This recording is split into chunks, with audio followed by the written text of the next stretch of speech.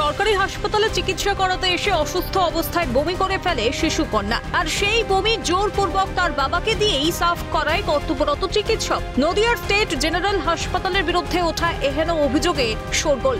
মেঝেতে পড়ে থাকা শিশু সন্তানের বমি মুছবেন বাবা, অমানবিক একটি ভিডিও ভাইরাল হতেই স্বাস্থ্য সচিবের রিপোর্ট তলব মুখ্য স্বাস্থ্য আধিকারিক বা CMOH এর কাছে। কি কারণে এই ঘটনা জানতে চেয়েছে স্বাস্থ্য ভবন। শুক্রবারের মধ্যে প্রাথমিক রিপোর্ট চাওয়া হয়েছে। স্বাস্থ্য দপ্তর সূত্রে খবর, এই ধরনের ঘটনা অনভিপ্রেত, অত্যন্ত গুরুত্ব সহকারে এই ঘটনা দেখা হচ্ছে। এই ঘটনায় যদি কারো বিরুদ্ধে অভিযোগ প্রমাণিত হয় তাহলে তাকে শো কজ করা হবে। এই ঘটনা হওয়া উচিত ছিল না।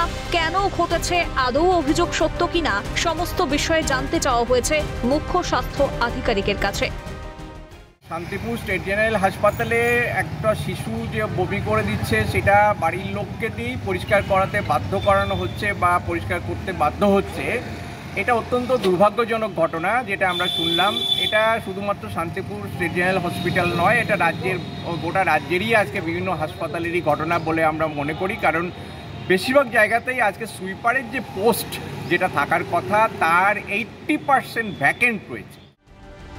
এদিকে স্টেট জেনারেল হাসপাতালের ঘটনা তদন্তের আশ্বাস হাসপাতাল সুপারের। বুধবার গভীর রাতে 5 বছরের শিশুকন্যার শারীরিক অসুস্থতার কারণে শান্তিপুর স্টেট জেনারেল হাসপাতালে চিকিৎসা করাতে আসেন সমীর শীল নামে এক ব্যক্তি। জানা যায়, ডাক্তার দেখানোর সময় ইমার্জেন্সির সামনে অসুস্থতার কারণে ওই শিশু বমি করে ফেলে। সে সময় কর্তব্যরত ছিলেন ওই হাসপাতালে চক্ষু বিভাগের চিকিৎসক তন্ময় সরকার। যেহেতু তার মেয়ে বমি করেছে তাই তার বাবাকে সাফ করতে হবে, এই যুক্তি দিয়ে জোরপূর্বক ওই বমি সাফ করাতে বাধ্য করে কর্তব্যরত চিকিৎসক। সেই সাফ করার ভিডিও ক্যামেরাবন্দি করে তার পরিবারের আরেক সদস্য।